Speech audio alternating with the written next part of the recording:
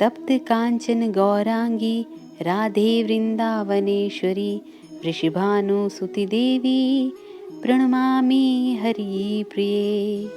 अर्थात मैं श्री राधा रानी को प्रणाम करती हूँ, जिनका रंग पिघले हुए सोने के समान है।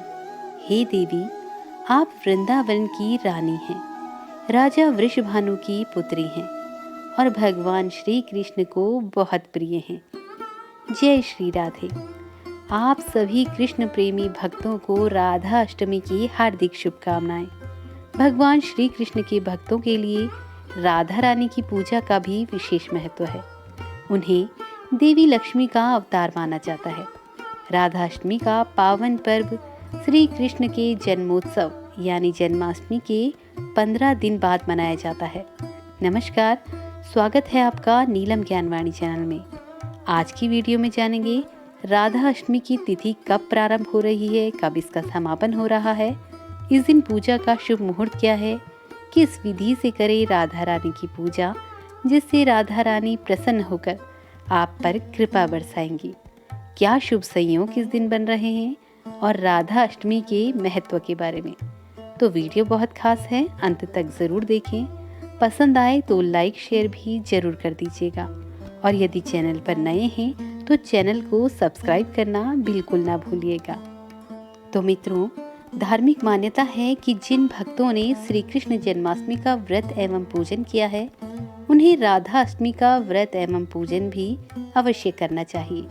तभी श्री कृष्ण भगवान की पूजा संपूर्ण मानी जाती है और उनकी पूर्ण कृपा अपने भक्तों को प्राप्त होती है, क्योंकि स्वयं भगवान श्री कृष्ण ने कहा है कि मैं राधा नाम लेने वाले के साथ सदैव रहता हूँ और मुझे प्रसन्न करने का सबसे सरल उपाय यह है कि कोई भक्त राधा रानी का जाप करता रहे और ऐसे में यदि वो भक्त मेरा नाम भी ना ले तो भी मैं राधा जी के नाम लेने वाले भक्त के साथ सदैव रहता हूँ। श्री राधा और कृष्ण का संबंध प्रेम और भक्ति का सर्वोच्च उदाहरण माना जाता है। राधा जी की भक्ति और प्रेम ने उन्हें भगवान कृष्ण के सबसे प्रिय बना दिया है। तभी तो भगवान कृष्ण का नाम लेने से पहले राधा रानी का नाम लिया जाता है। तो प्रेम से बोलिए राधा कृष्ण भगवान की जय। तो आइए सबसे पहले जान लेते हैं राधा अष्टमी कब मनाई जाएगी और इसकी तिथि के बारे में। तो भाद्रपद माह की शुक्ल पक्ष की अष्टमी तिथि का आरंभ हो रहा है 10 सितंबर मंगलवार को रात्रि 11:11 से और इसका समापन होगा 11 सितंबर को बुधवार के दिन 11:46 पर। ऐसे में उदया तिथि के आधार पर राधा अष्टमी का पावन पर्व 11 सितंबर को मनाया जाएगा। अब राधा अष्टमी के दिन लाडली जी की पूजा का समय क्या होगा? तो दिन में 11:03 से लेकर दोपहर 1:32 तक इस समय आप राधा अष्टमी की पूजा कर सकते हैं। ये समय श्री राधा रानी की पूजा करने के लिए सबसे उत्तम समय है। राधा अष्टमी की पूजा दोपहर में ही की जाती है।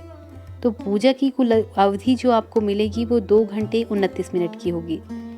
अष्टमी तिथि के दिन ब्रह्म मुहूर्त प्रातः 4:32 से प्रातः 5:18 तक है। इस दिन कोई अभिजीत मुहूर्त नहीं है। अब शुभ योगों की अगर बात करें तो इस साल राधा अष्टमी के दिन 2 शुभ योग बन रहे हैं। प्रीति योग सुबह से लेकर रात 11:55 तक और उसके बाद आयुष्मान योग बनेगा। वहीं रवि योग का निर्माण रात्रि में 9:22 तक होगा और अगले दिन 12 सितंबर को सुबह 6:05 तक रहेगा। अब राधा अष्टमी पर पूजा की विधि क्या है, आइए जान लेते हैं। इस दिन भक्त सूर्योदय से पहले उठते हैं और देवी राधा की पूजा करते हैं। कुछ भक्त देवी राधा के प्रति अपनी आस्था दिखाने के लिए इस अवसर पर व्रत भी रखते हैं। भगवान कृष्ण के साथ राधा रानी की पूजा की जाती है। राधा रानी की पूजा के बिना भगवान कृष्ण की पूजा अधूरी मानी जाती है। दोपहर के समय देवी राधा की मूर्ति को स्नान कराया जाता है और पंचामृत से अभिषेक किया जाता है। इसके बाद मूर्ति को नए कपड़े और ताजे फूलों से सजाया जाता है। भक्त राधा रानी को श्रृंगार का सामान, धूप और भोग चढ़ाते हैं। इसके बाद राधा जी की आरती गाई जाती है और भक्तों में प्रसाद बांटा जाता है। राधा अष्टमी के दिन भक्त देवी राधा के अलग अलग नामों का उच्चारण करते हैं और राधा गायत्री मंत्र का जाप भी करते हैं। इसके साथ ही राधा कटाक्ष स्रोत का पाठ करना भी इस दिन अति उत्तम माना जाता है। जन्माष्टमी के बाद राधाष्टमी का त्योहार बहुत महत्वपूर्ण माना जाता है। कहते हैं राधा के बिना श्याम अधूरे हैं। हिंदू धर्म में राधा कृष्ण की उपासना का विशेष महत्व है। ऐसे में राधाष्टमी के शुभ अवसर पर राधा रानी का पूजन करने से वैवाहिक जीवन में सुख समृद्धि और ऐश्वर्य की प्राप्ति होती है। साथ ही मनचाहा जीवन साथी मिलता है। इस दिन मथुरा, वृंदावन, बनारस और नंदगांव में राधाष्टमी की खास रौनक देखने को मिलती है। तो चलिए अब राधाष्टमी के महत्व के बारे में जान लेते हैं। राधाष्टमी के दिन श्री राधा रानी और श्री कृष्ण दोनों की पूजा की जाती है।